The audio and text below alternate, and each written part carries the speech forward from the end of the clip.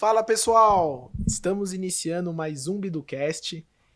Hoje vamos falar um pouco de um tema que está sendo polêmico no momento, que é a inversão de fluxo de potência, entender o quanto ela pode impactar para você que está pretendendo instalar um sistema solar, para você que está em uma região onde a distribuidora talvez já esteja dando algum tipo de parecer negativo quanto a isso, tá? E não trouxe ninguém mais, nada menos do que o nosso gerente de grandes projetos, Davizão, tá? Ele vai estar hoje aqui com a gente para bater um papo.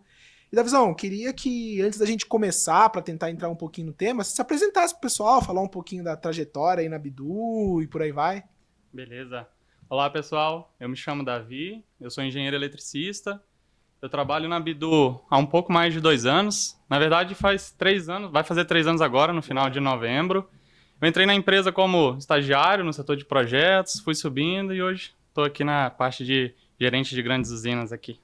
Legal. O Davizão, na época, eu participei junto da entrevista do Davizão, a gente, o moleque é bom, vamos trazer, tava numa outra empresa ainda e graças a Deus cresceu aí junto com a gente, tá apoiando a Bidu a atuar em grandes usinas, que sempre foi, não um desafio, né, mas o contrário do nosso posicionamento, né? A gente nasceu de projetos residenciais, mas estamos fazendo um trabalho muito bacana aí, com todo o apoio do Davizão. Então, um gerente especializado aí para você que está querendo implantar uma grande obra, vai ter um cara aqui que com certeza manja muito e vai te ajudar. Beleza? Davizão, mas vamos lá, cara. Um tema polêmico, principalmente em projetos maiores, está sendo a questão da inversão de fluxo, tá? E, o pessoal fala de fluxo reverso, inversão de fluxo, fast track, que termos são esses, e gera dúvida em todo mundo. Às vezes o cara fala que reprovou pro fast track, mas às vezes não tem nada a ver, isso quer dizer que foi uma modalidade que se passou. Então, a primeira coisa que eu queria que a gente começasse era o que realmente é a inversão de fluxo, assim, tecnicamente falando, o que esse conceito quer dizer ali dentro da infraestrutura, pensando em solar e a rede da distribuidora. É um tema que voltou à tona, né, bastante com a mudança da lei agora. E o que a gente tem como inversão de fluxo? Para a gente entender a inversão de fluxo, a gente tem que colocar em mente que existe um sentido convencional. E qual que é o sentido convencional? É partir das centrais geradoras, seja ela hidrelétrica, eólica, solar, mas é um polo para isso. Desse polo, ela vai para as distribuidoras e das distribuidoras vão para as unidades consumidoras, seja comercial, industrial e as próprias residências. A inversão de fluxo está acontecendo porque hoje a gente tem uma concentração grande da geração distribuída nesses polos de unidades consumidoras e a injeção de corrente, que aumentou devido a esses projetos, está fazendo com que esse fluxo mude. Então, não sai mais da distribuidora para as unidades consumidoras, e sim das unidades consumidoras para as distribuidoras. Boa. Quem acompanhou um podcast que a gente fez com o Wallace, onde a gente fala um pouquinho do sistema elétrico da visão, a gente contou um pouquinho quais são as partes do sistema elétrico, a gente falou muito ali de geração, transmissão e distribuição. Certo. Então, principalmente no Brasil, né, que era um país onde o sistema elétrico estava todo interligado, o sentido convencional que se tinha era, tinha grandes geradores, transmitia essa energia, chegava na distribuidora, que distribuía e o ponto final consumia. Com a possibilidade da gente ter geração distribuída, geração junto à distribuição, começa a acontecer isso, né, cara? De que sentido eu tô vindo? De que lado tá indo? Sim. E isso pode gerar alguns impactos, né? E é isso que eu queria entender. Quais são os principais fatores, os principais impactos que podem gerar essa inversão de fluxo? Afinal, a inversão é normal, né? Sim. Se a gente tá gerando de um lado pro outro, o sistema elétrico, na teoria, tanto faz, tá indo para um lado ou pro outro, mas quais são os critérios técnicos que podem causar essa inversão de fluxo? E também já vamos tentando amarrar nos problemas que isso pode causar ou não problemas, né? Eu acho que, como você mesmo disse, no início, quando foi feito essas redes de distribuição, eu acho que o pessoal na época não pensava que a gente chegaria num ponto que está hoje. Então, todo o sistema de proteção das redes da concessionária foi feito para atender em um único fluxo e não conseguir fazer a proteção desse fluxo reverso. Então, pode ser ali o relé da concessionária que não está programado para proteger. A gente tem um dos problemas que a concessionária alega, e é o maior de todos que a gente vê no setor de projetos, falando que tem uma elevação de tensão da rede, isso pode prejudicar o transformador, o disjuntor alimentador da concessionária. Então, hoje, a concessionária reprova muito porque o sistema de proteção dela não está adequado para a inversão de fluxo, que poderia ser ajustado caso ela mude todo o sistema de proteção, mas isso tem um custo também para a concessionária. Eu acho que isso vai levando esses debates que a gente tem atualmente sobre inversão de fluxo junto com as empresas e a concessionária. Legal. E então, para vocês entenderem, pessoal, e daí até tipo deixar claro onde a gente entende também que, pô, claro, a inversão de fluxo, como o Davi falou, é mudar o sentido do fluxo, né? Mas o problema que isso gera, se a gente for olhar o sistema inteiro, ele poderia gerar um problema no que tange a proteção. Mas o que a gente tem de problema hoje na aprovação não é isso. E daí por isso que a gente discute muito e coloca que a inversão de fluxo, onde a concessionária vem reprovando, ela não existe. Por quê? Vamos imaginar, né, Davizão, que a gente tem uma casa que está consumindo. Normalmente, vamos pegar aqui na cidade de São Paulo, Alto Tietê, a gente fala que aquela casa está recebendo em baixa tensão, seja 127, 220 ou até 380 volts uma indústria, certo? Muitas vezes, saindo dali, vocês veem que tem transformadores na rua. Esses transformadores, eles nada mais fazem do que pegam uma tensão um pouco mais alta, normalmente 13.800 volts, e rebaixam ela para essas tensões de atendimento em baixa tensão, 220, 127, 380. Essa linha de média tensão que a gente fala, ela chega até uma subestação, ela é de alta tensão exatamente para passar menos corrente e ter ali uma bitola do cabo menor. Sim. Então ela chega ali até a subestação, e na subestação sim eu tenho daí grandes proteções, de relés, vai e vem, por aí vai.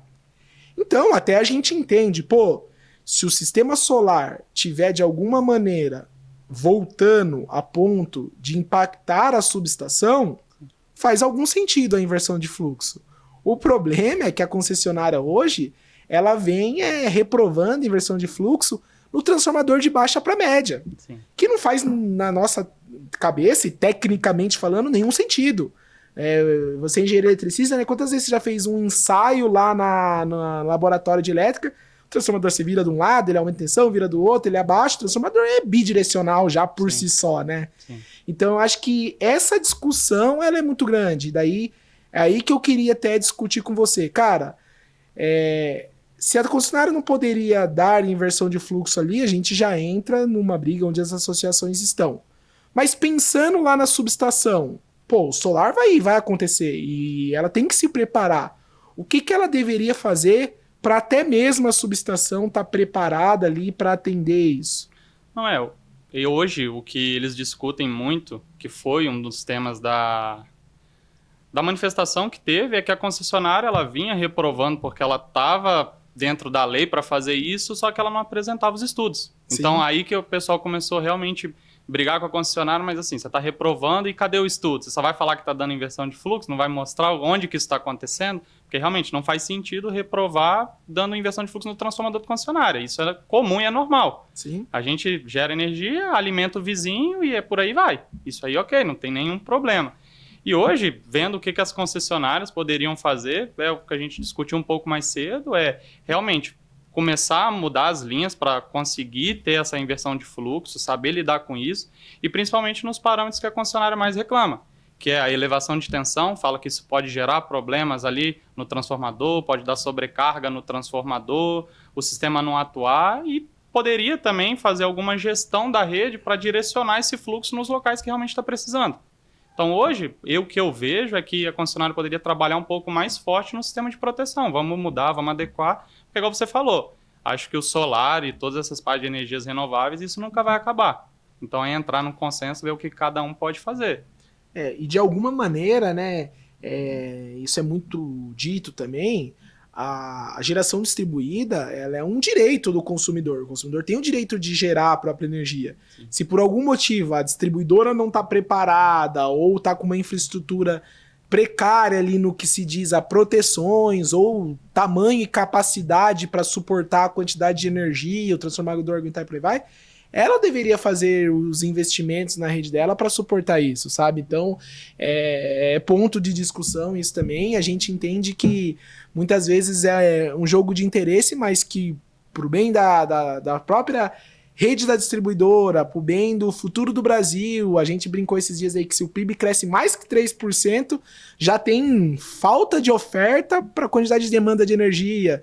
Então é um consenso que vai fazer, de novo, a gente bater metas aí de sustentabilidade e trazer a possibilidade para o Brasil crescer cada vez mais no quesito ter disponibilidade de energia elétrica. Hoje, por exemplo, Davizão, a gente estava também esses dias falando com um parceiro nosso de carregador. O desafio hoje de eletrificar a frota no Brasil, ela não é de tecnologia de bateria, preço do carro também, claro, impacta, mas não é o principal fator.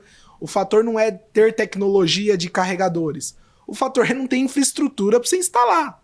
Imagina se hoje, Davizão, fosse simples, na teoria, de numa concessionária a gente ligar um carregador de 150 kW. Pô, iam ligar mais. O preço não é tão alto, tem gente querendo fazer um investimento. O problema é que hoje a burocracia e a velocidade com que a concessionária investe, libera, é muito engessada. Então isso trava o desenvolvimento do Brasil no que tange a carregadores, infraestrutura e até mesmo indústrias aí que precisam disso e não conseguem essa disponibilidade de energia, né? Hoje, dentro de projetos, a gente repara em alguns casos essa parte do engessado da concessionária e para muitos processos. A gente já teve casos de concessionária reprovar um projeto pedindo uma documentação que não está na norma da concessionária, eles não têm o documento que eles falam. Então, hoje, esse processo, igual você falou, a questão da infraestrutura da concessionária é um pouco engessada, é amarrada, a gente fica um pouco sem informação. Então, acho que criando uma facilidade para a gente conseguir trabalhar, eu acho que é uma coisa que tem que mudar, tem que acontecer, principalmente com essas mudanças que vem acontecendo no setor. A gente tinha uma norma até mês passado, isso vai mudando, então a gente tem que tomar mais essa clareza junto com a concessionária. E coisa que a gente também fique amparado na lei com isso, né? Perfeito. E uma coisa que é engraçado, né, que a gente brinca, tipo, a ANEEL deveria estar aqui para regulamentar isso e garantir de forma justa o consumidor nos seus direitos, a concessionária também com seus deveres e direitos ali que ela tem, e essa corda está muito bem equilibrada. Mas, por exemplo, a própria 14300, quando a gente olha a 14300, os pontos ônus consumidor de fio B, de taxação, ela apareceu. Agora, por exemplo, e os prontos Pro, aquilo da gente poder ratear em escada e por aí vai. A gente tem uma dificuldade de fazer funcionar, então exatamente. Isso que é engraçado também. Sim. E que a gente muitas vezes briga e pede para uma ANEEL apoiar e garantir que a lei seja cumprida, né? Que vai funcionar, né? Uma coisa que eu vejo também, Davizão, falando da inversão de fluxo, antes da gente talvez entrar nos impactos que isso gera para a transição energética, é o seguinte, você falou, uma briga que a gente tem de se apresentar os estudos, certo? E a gente vê muito, algumas reprovas que parece que ela tá basicamente programada, né? Parece que o cara fez um programa, IF, tal região, acabou. Sim.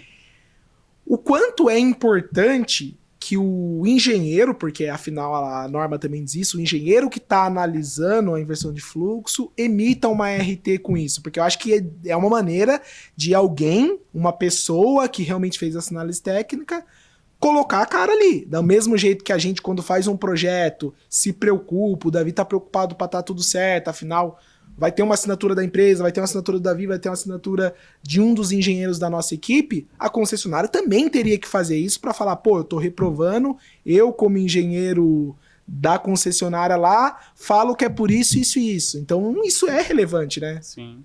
É até importante porque o engenheiro que fez essa reprova, ele tem que propor soluções para a gente. Exato. Não é só da inversão de fluxo, ponto final e acabou. A gente tem que ter uma forma de... E aí? O que a gente pode fazer para solucionar? Então, acho que tendo um engenheiro ali, igual você falou, que está dando a cara a tapa, vamos dizer assim... É isso. Ele está assumindo a responsabilidade e dele. Isso pode pesar para ele caso ele esteja fazendo algo que não é de acordo com a lei, com a norma e por aí vai. Beleza. A gente falou já um pouquinho, né, Davi, de eletricidade, mas também temos questões de baterias e outras fontes. E nessa transição energética como um todo, até falamos já de veículo elétrico aí, mas nessa transição energética como um todo, o quanto que a inversão de fluxo pode frear e impactar? Como que você acha que isso gera um impacto para a conexão de novas fontes e a transição que a gente espera aí para o futuro?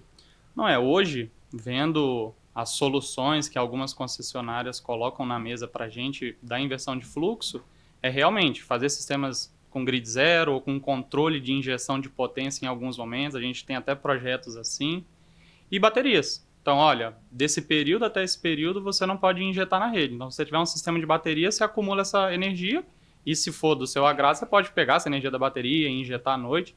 Então, o que eu vejo hoje com o mercado atual, que a gente tem que, para contornar essa situação, claro, é fazendo essas manifestações, é tentando conversar, ver a melhor forma para não ter essas reprovas ou não ter limitação nenhuma, mas o que eu vejo hoje é que essas tecnologias vêm crescendo cada vez mais. Sistemas de controle para se adequar ao que a concessionária pede, porque não tem jeito, tem que passar por ela, e é o crescimento do mercado, de inversores híbridos, bateria e sistema de grid zero. Hoje o que eu vejo é isso. Boa. E até para o pessoal não confundir, né, da visão, e daí é isso que a gente fala muito. Por exemplo, a gente se espelha muitas vezes nos países lá fora que estão já mais maduros na tecnologia de fotovoltaico. E muitas vezes o que acontece é o seguinte, pô, eu tô tendo uma quantidade de energia para se gerar que eu não tenho disponibilidade de consumo. Aí, cara, faz total sentido. Pô, se nesse momento que eu tô gerando eu entendo que não tenho consumo, seja próximo em baixa tensão, seja em média tensão, ou seja até mandando para outra região na subestação, aí beleza, aí pô, faz total sentido eu controlar o despacho disso, Sim. tem que ter bateria, horários que eu não posso injetar. Mas a inversão de fluxo não se trata disso, não se diz que não tem gente para consumir. Tem sim, a única coisa que ela fala é que eu tô voltando pro transformador. Sim. E qual que é o problema disso? Nenhum. Tem a questão das proteções que você falou, mas transformador de média não tem proteção ali. Tranquilamente ele suporta voltar a energia sem nenhum impacto técnico efetivo, tá? Então o que eu vejo, como você disse? Bateria não tem jeito. Seja por inversão de fluxo, seja por chegar realmente um momento que a gente vai ter tanta penetração de solar que vai ter mais geração em algum instante do que consumo. Então, você conseguir armazenar e injetar em horas que o consumo está sendo necessário e por aí vai fazer parte da transição energética, né? Hoje a gente fala muito sobre grid zero, né, da visão. Tipo, eu acho que também é uma dúvida pro pessoal. Você consegue também tentar trazer um pouquinho, às vezes o pessoal confunde o grid zero com a bateria. O que em efetivo é o grid zero? E se você conseguir trazer... A gente tem vários clientes que a gente aplicou, inclusive a gente é um cliente grid zero, né? Sim. Como que funciona, um estudo de caso que a gente tem de grid zero para também clarear a cabeça das pessoas. Quando a gente fala de armazenamento, é claro, pô, eu guardo e injeto em outro horário. Mas e o grid zero em efetivo, o que ele faz? Então, hoje a gente pode citar a usina do CCO, né, que foi feita recentemente. Hoje a gente tem 300 módulos e um inversor de 110 kW. O padrão que a gente tem hoje lá homologado é um padrão de 75 kW, que é na parte da baixa tensão. O que é o sistema de grid zero? O sistema de grid zero, ele vai da parte que assim, eu não vou injetar nada na rede. Claro, a gente pode fazer projetos falando, olha, eu vou instalar um projeto que vai injetar na rede 75. O sistema de grid zero, ele não limita totalmente a energia injetada. Isso vai de acordo com o que você fez junto à concessionária. Se eu vou jogar zero ou vou jogar tudo, isso é o projeto que vai definir. Então, por exemplo, hoje lá no CCO, que é a nossa nova local de centro de operação, a gente está com o inversor funcionando ao máximo.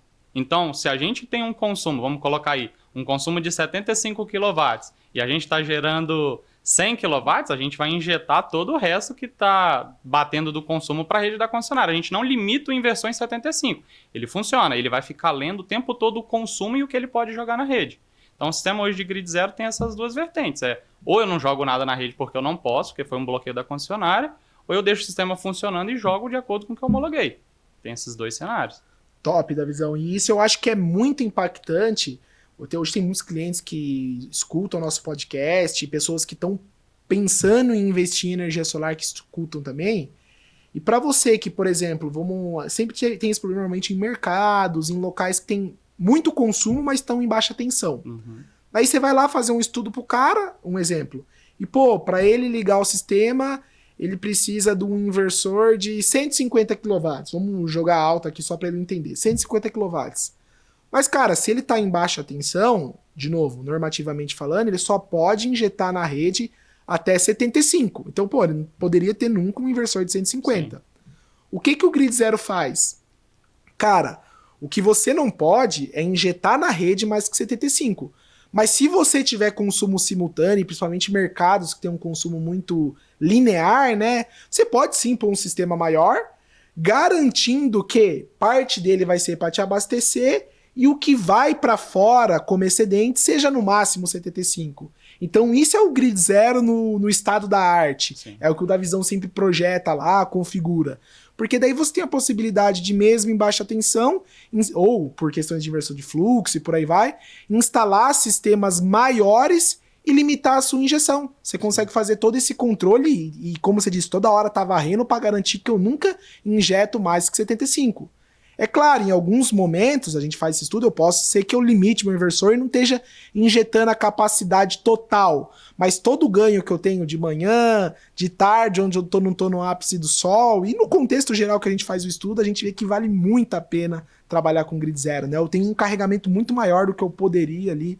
E tem casos que a gente quase consegue dobrar porque o consumo instantâneo é muito alto, né? Sim, a gente vê esse caso ali no CCO. Se a gente acompanhar lá no aplicativo de monitoramento, a gente vê que está consumindo 40 kW, 50 kW e o sistema vai liberando mais potência para tentar chegar no limite ali que o padrão aguenta. Então, acho que a ideia do grid zero do controlador de carga é justamente isso, é nunca limitar o inversor. Ele vai ser limitado só do padrão de consumo que você tem no local. Exato, e a gente faz todo esse estudo, né, Davizão? Antes de instalar um sistema grid zero, para vocês terem noção, o Davi vai lá, coloca um medidor inteligente que traça toda uma curva de carga do cliente, a gente plota essa curva de carga em cima de algumas simulações que a gente tem de geração que a gente espera e desenha, cara, qual que é o máximo de grid zero que a gente consegue fazer aqui, pensando no consumo, geração e investimento, né, para entregar o melhor que vocês conseguem. Então, cara, uma solução sensacional para você que às vezes tem dificuldade com inversão de fluxo, com estar em baixa tensão, ou até outros fatores ali que talvez limitem. Por exemplo, o próprio Fast Track que é muito pequeno hoje em dia, mas daria para fazer Fast Track com grid zero, né, para ampliar um pouco esse sistema, né? Legal. Ô, Davizão, falando já em Fast Track, já que a gente falou o nome aqui, o que é esse cara? Pô, Fast Track, passagem parece rápido, o que isso quer dizer? O que a concessionária, junto com a ANEEL lá, liberou ou, tipo, criou uma normativa sobre esse Fast Track para conexões de geração distribuída? O Fast Track ele é um conceito, né, de agilidade ali do processo. E dentro do fotovoltaico em si, o que eles falam do Fast Track? Que são projetos de acesso a 7,5 kW. Então, todo projeto que tem potência inferior ou até 7,5 kW se enquadra dentro de um Fast Track. Só que a única questão é que, quando a gente está falando em questão de homologação, a gente tem que lembrar que um sistema Fast Track do fotovoltaico ele também tem que ser enviado na documentação que ele é somente para autoconsumo local. O que isso significa? Que toda a energia que a gente for gerar nesse local tem que ser consumido por ele. Então, a gente abre mão ali de estar enviando esses créditos que podem ser jogados na rede para bater em outros locais. E qual que é a vantagem maior, né, de ter o Fast Track?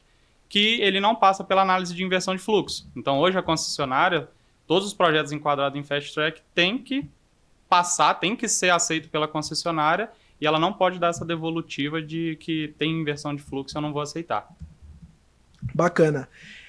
O que a gente brigou, mas não conseguiu, né? A gente entende que o Fast Track, claro, deu uma sobrevida, principalmente ali na região de BH, CEMIG como um todo, né? BH era onde estava melhor ainda, mas a CEMIG, muitas empresas fecharam a porta, para vocês terem noção, eu digo que a concessionária não cumprir a lei, não reforçar as suas redes, coisas que era direito do consumidor, tá? Mas o que foi liberado e já gerou uma sobrevida?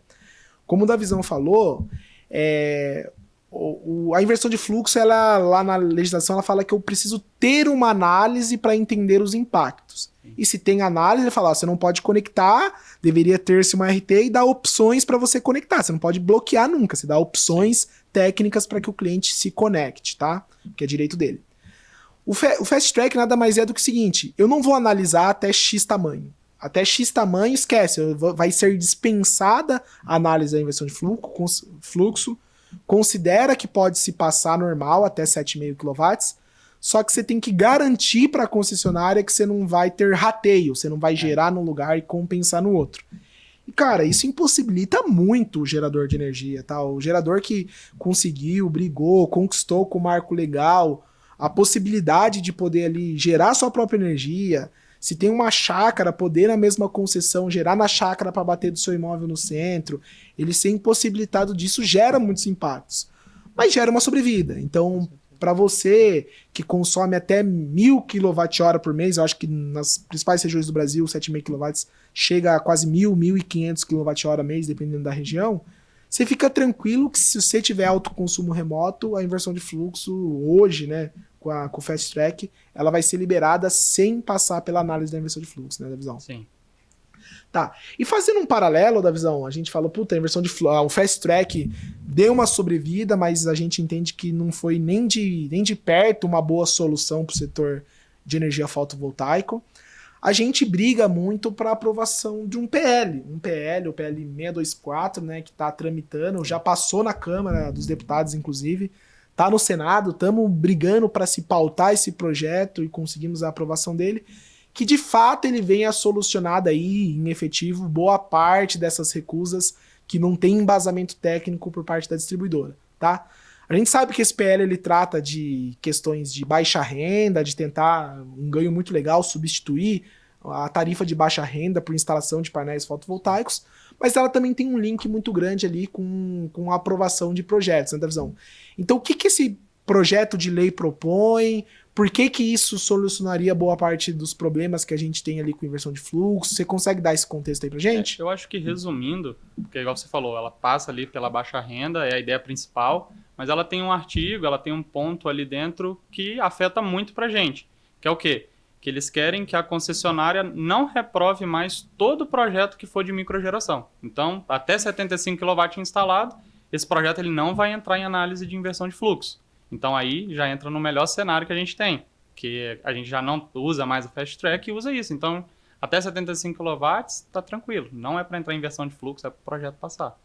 E, cara, 75 kW é o que a gente falou. Em 75 kW eu estou me conectando em baixa tensão. Estou me conectando em 220 na rede da distribuidora.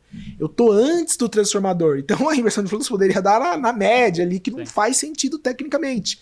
Então a gente entende que tanto do ponto de vista técnico, quanto do ponto de vista de crescimento do setor fotovoltaico, quanto até mesmo dar tempo para as distribuidoras renovarem suas subestações, é o que resolve esse problema, sabe? O problema é que eles propuseram 10 vezes menos. 10 vezes menos que isso, menos. Tipo 7,5 kW. Com 75, a gente consegue que pessoas que consomem de 10 a 15 mil kWh por mês, dependendo da região do Brasil, consigam se conectar sem passar por análise de inversão de fluxo. E é o cara que está se conectando em baixa tensão, sabe? É algo que daí, em efetivo, faz sentido e alavanca o sistema. Alavanca não, deixa de travar o segmento de energia fotovoltaico, tá? E, Davi, isso sem contar, né, que a gente mesmo já falou, que nesses sistemas de 75 eu ainda posso me usar ali, me valer do grid zero. Exatamente. Então, talvez consiga ter um pouco mais de injeção do que esses 15 mil kWh, e também não né? fica limitado em enviar créditos. Exato. É outro ponto que a gente até comentou, que lá ele também mata esse problema, que é, pô, eu tenho uma usina, eu quero montar uma usina na minha chácara ou na casa de um parente meu, que eu quero compartilhar energia. E às vezes até questão de projeto, né? Você tem uma melhor configuração de layout para um tal lugar e manda para outra residência. Então, afeta muito não poder enviar os créditos. Perfeito. Então, a gente... Estamos lutando, a Câmara dos Deputados já passou, a gente, claro que por meio de associações, movimentos do setor solar, com todo o apoio ali da Eletrobidu, estamos brigando para que isso em efetivo ali seja aprovado, né, passando no Senado, aí chegando no Executivo, e consiga de novo dar o direito ali do consumidor gerar a própria energia que ele já conquistou lá com o marco legal, né? Exatamente.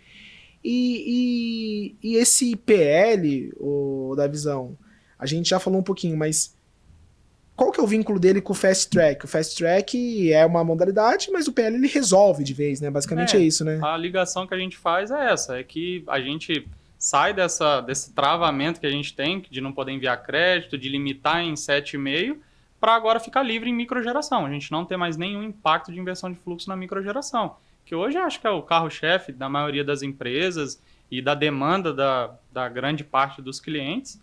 E acho que a solução é realmente essa, acho que é um bom cenário para todo mundo e envolve aquilo que você falou, O problema da concessionária está muito ligado lá, na distribuição, não ali na rua da sua casa. Isso não é um problema. Então, acho que é o que resolve o cenário, é realmente essa PL passando. Legal.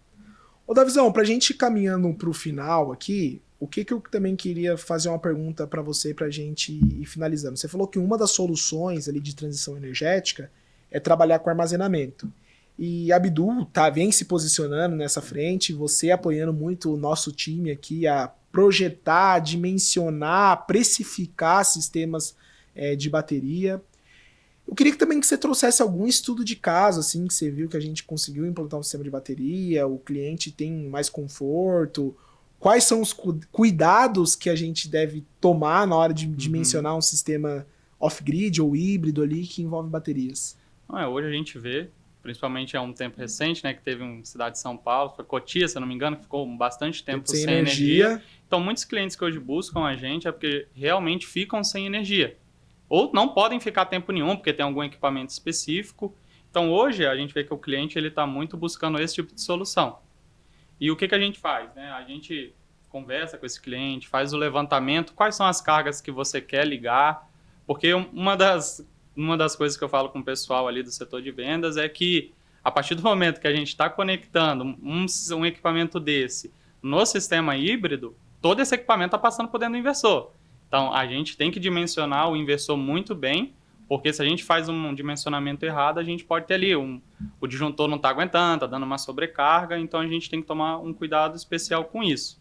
Então, a gente faz um levantamento de todas as cargas, conversa com o cliente, qual que é a autonomia que você pretende do sistema, porque a bateria ela vai descarregar, isso é normal. Então, a gente tem que ter essa noção quanto tempo que vai ficar ligado, qual que é a potência, para a gente poder estar trazendo para o cliente isso. E é isso, a gente vai chegar lá, a gente vai tirar os equipamentos do padrão do cliente, vai passar tudo por dentro do inversor e a partir de agora ele está ligado ali. Então acabou a energia, o inversor identificou que acabou a energia, ele liga o sistema de bateria que vai energizar esses equipamentos que estão passando pelo sistema.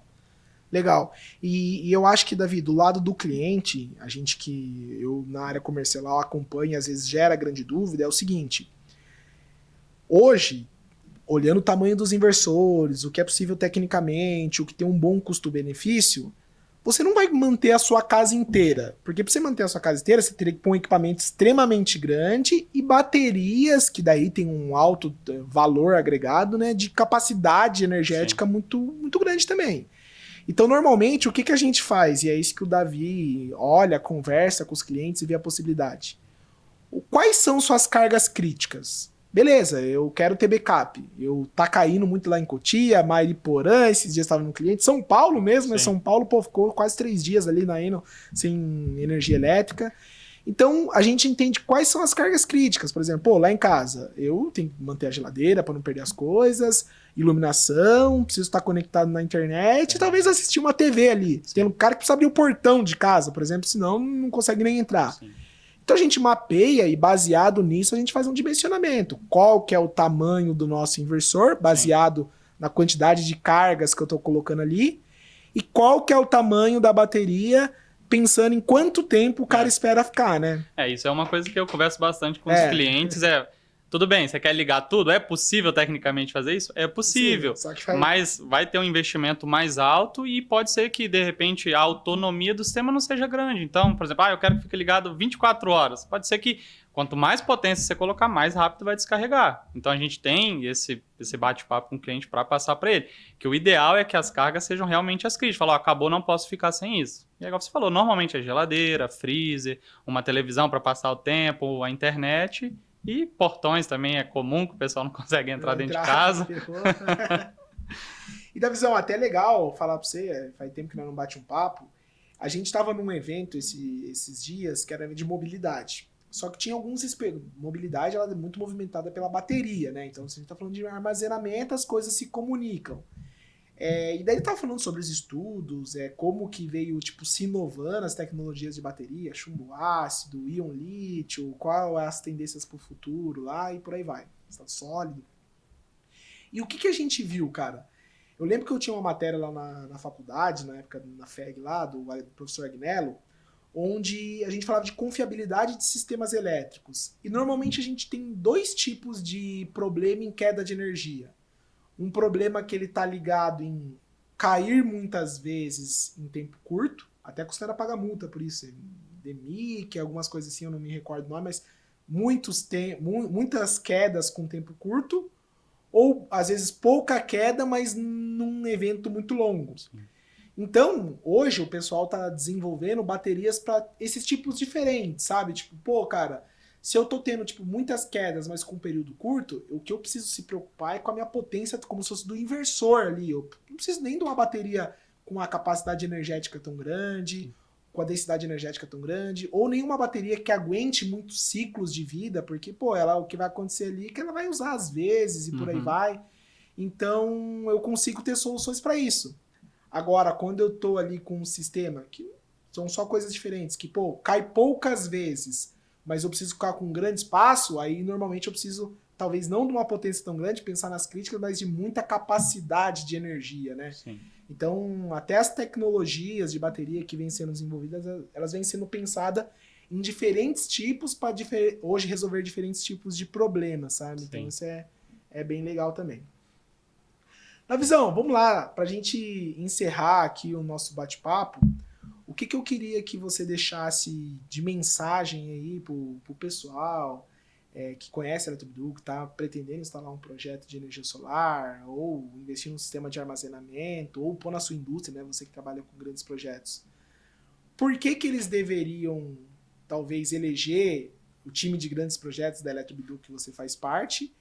E quais são os cuidados que tem que se tomar, que você toma lá e que o cliente também tem que garantir que, independente da empresa, seja a Eletrobidu ou outra, também se preocupe com ela. Eu vejo você com enormes cuidados lá para garantir, de novo, segurança, conformidade, garantir que estamos seguindo todos os protocolos e que o cliente em efetivo esteja geração e o seu investimento retornando. Então, o que o cliente tem que se perguntar e o que os técnicos, né, deveriam estar fazendo para garantir tudo isso? Eu acho que começa com aquilo que você já tocou naquele assunto. Muito desses clientes de grandes usinas, a gente instala sistemas de controle de potência, porque a gente não pode instalar um mega usina e deixar ali descontrolado, né? Então, o primeiro cuidado que a gente toma, que eu vejo que quando eu estou lá na ponta com a empresa conversando, é que poucas empresas vão até o local e se preocupam com isso. Vamos instalar um medidor, vamos ver o seu padrão de consumo, vamos dimensionar um sistema com base nisso e mandar esses dados para eles poderem ficar por dentro, para ver que a gente está realmente fazendo uma coisa por dentro, porque o time dessas empresas também normalmente tem um engenheiro envolvido. Então, ele sabe do que a gente está vendendo. Então, o primeiro ponto é isso, é se importar com isso. O segundo ponto é a clareza no projeto, falar para eles, para a gente fazer o projeto, isso aqui vai precisar acontecer, e não deixar isso acontecer depois. Então, ir lá conversar com ele, passar os cronogramas, porque projetos grandes têm um prazo diferenciado, então a gente sabe disso, tanto para implementação quanto aprovação dentro da concessionária. Então, deixar isso bem claro desde o começo. E enviar toda a documentação do projeto, o memorial de cálculo que a gente faz, fala, olha, a gente está instalando isso por causa disso e disso, seguindo as normas tal, C5410, 14039, por aí vai. Então, essa transparência com as empresas é muito bom, porque a empresa, elas querem essa documentação para deixar salvo, principalmente para futuras manutenções, tudo mais, saber aonde que está cada coisa e ter esse contato mais próximo do cliente, passando tudo certinho, todo o cronograma. E eu acho que esse que é o cuidado maior que a gente tem ali nas grandes usinas com os clientes. Boa. O cronograma que você falou, acho que é muito importante, né? Tipo, quando a gente está pensando em microgeração, que é uma das nossas especialidades, o produto já é muito bem preparado, empacotado, Sim. Prazos muito bem definidos, um produto muito serializado. E não precisa de tudo isso realmente. É um produto muito bem consolidado. Sim. E bem formatado ali para ser vendido em escala. Agora, em projeto, é tudo personalizado. Então, tipo, o cliente tem que entender que existem vários responsáveis e várias pessoas que participam disso. Tem uma etapa que depende da distribuidora. Sim. E isso precisa ficar claro para ele que essa etapa é uma etapa da distribuidora. Hoje, em muitos projetos de grandes usinas, né, a gente tira o parecer de acesso antes para o cliente e por aí vai. Então, é muito importante que você tenha a clareza de se a empresa está seguindo todos os protocolos e principalmente clareza no cronograma de execução dessa obra. Afinal, claro que a Eletrobidu é uma intermediadora, ela vai cuidar ali quase chave na mão do seu projeto, Mas depende da distribuidora de energia, depende do fornecedor que vai trazer alguma coisa, depende do armazenamento. E quanto mais claro, com a nossa matriz de responsabilidade, a gente deixa isso, mais chance de sucesso no seu projeto. Né? Com certeza. Davizão, cara, obrigado. Eu acho que é um tema que todo mundo tem dúvida, até mesmo os técnicos do setor, mas o cliente principalmente, que às vezes não entende o que está acontecendo. E acho que foi muito esclarecedor, eu acho que vai dar clareza tanto para as possibilidades que ele tem, mas também na briga que a gente tem ali junto às distribuidoras para garantir que o consumidor final vai ter o direito de gerar sua própria energia e essas inúmeras possibilidades que você deu em meio aos desafios que a Eletrobidu tem ali para que ele ainda consiga conectar o seu sistema. Beleza? Obrigado. Beleza, cara. Obrigado pelo convite e é isso aí. Valeu, pessoal. Obrigado. Até o próximo.